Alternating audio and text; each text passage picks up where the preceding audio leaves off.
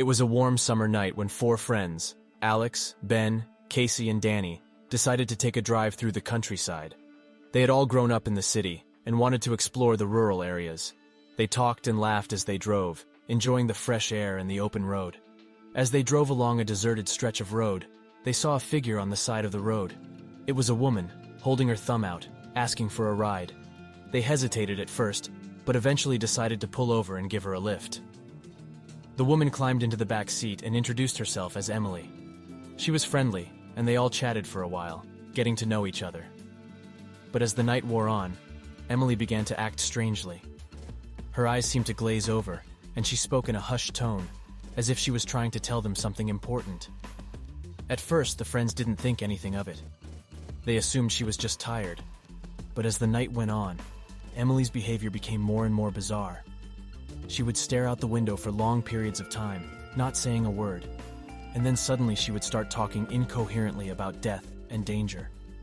The friends grew increasingly uncomfortable, but they didn't want to be rude.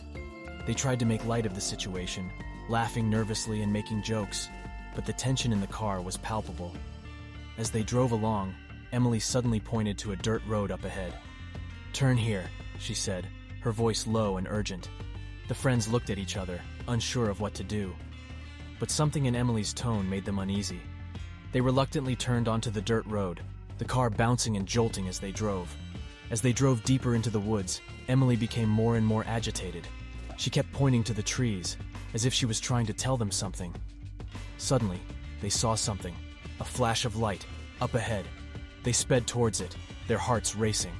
As they approached the light, they saw the reason for Emily's urgency. The road ahead had washed out, leaving a dangerous drop-off into a deep ravine. If they had continued on their original route, they would have plummeted to their deaths. The group looked at each other, realizing what had just happened. Emily had been trying to warn them, to lead them to safety. But as they turned around to thank her, Emily was gone. They searched the car, but she had vanished into thin air. The friends realized that Emily had been trying to warn them about the dangerous stretch of road that she had died on. She wasn't trying to lead them to their deaths. She was trying to save them.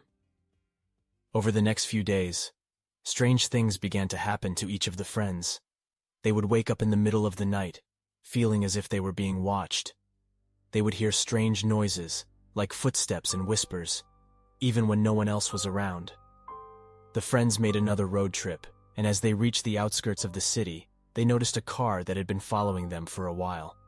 At first, they didn't think anything of it, assuming it was just another driver going the same way. But as the car got closer, they saw that it was a familiar face. The friends looked at each other in shock, realizing that Emily was still with them. As the car pulled up alongside them, they saw Emily's face in the driver's seat, smiling at them. They all gasped in surprise, not knowing what to do. Emily gestured for them to follow her, and they obediently trailed behind her car. They drove through the city, weaving through the streets until they reached a quiet suburban neighborhood. Emily parked her car in front of a small house and got out, motioning for them to do the same. They followed her to the front door, feeling a mix of fear and excitement. Emily unlocked the door and led them inside. The house was dark and dusty, and the air was thick with the smell of decay. The friends felt uneasy, but they didn't want to disrespect Emily by leaving. As they walked through the house, Emily led them to a back room.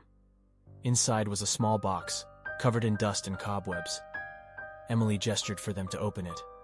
As the group of friends nervously approached the house, Emily gestured towards a small box sitting on the porch. "What's in the box?" one of them asked.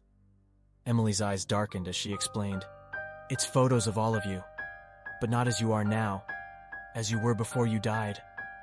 The group gasped in shock and confusion. "What do you mean? We're not dead," one of them protested. Emily's expression softened as she revealed the truth. "I'm sorry to say this, but you are. You were all in a terrible car accident on this very road. I just don't want any of you to go into the light. That's why I guided you." Souls who are confused are the sweetest, after all.